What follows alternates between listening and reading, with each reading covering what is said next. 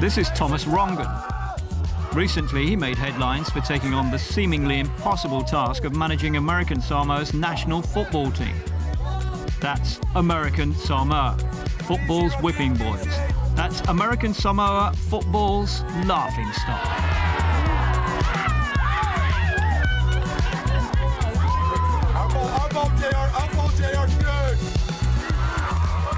Perhaps not anymore, though.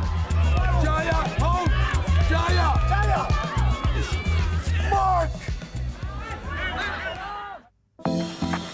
So just who is this man? Well, he's from Amsterdam, he's 55 years old, and he learned his trade in Ajax's famed youth system. In the 70s, he moved to the USA to play for the Los Angeles Aztecs of the NASL, and stayed there after the league folded.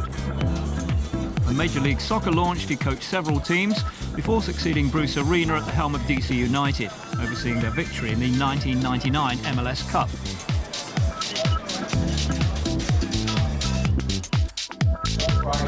He also led the USA in the FIFA Under-20 World Cups of 2007 and 2009, but after failing to qualify last year, was relieved of his duties.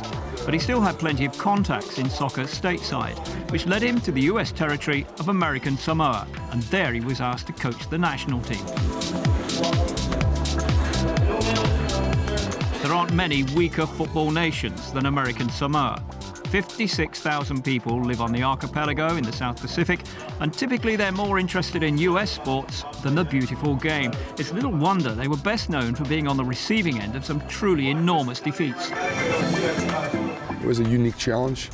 I love to travel, I enjoy the islands, so from a personal standpoint it was something great. And professionally, you know, how many coaches can say that they actually have coached a senior side in a FIFA World Cup qualifying phase, which it's here. So I knew what I got myself into. I knew what needed to be done. I kept an open mind, immersed myself into the culture, and you know, worked them extremely hard in all areas that I felt needed some attention. Rongen brought some new methods, including yoga and meditation, doubling as psychologist to his new charges, as well as coach. And after just a few short weeks, the Dutchman had transformed the team tactically, physically and mentally. American Samoa's journey to the 2014 FIFA World Cup in Brazil began in November in Samoa at the OFC's Stage 1 qualifiers.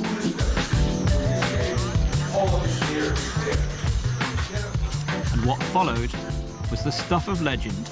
After 30 straight defeats, the nation who'd once lost 31-0 to Australia was able to celebrate a famous victory.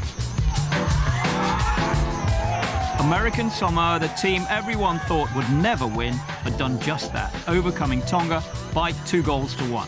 History had been made.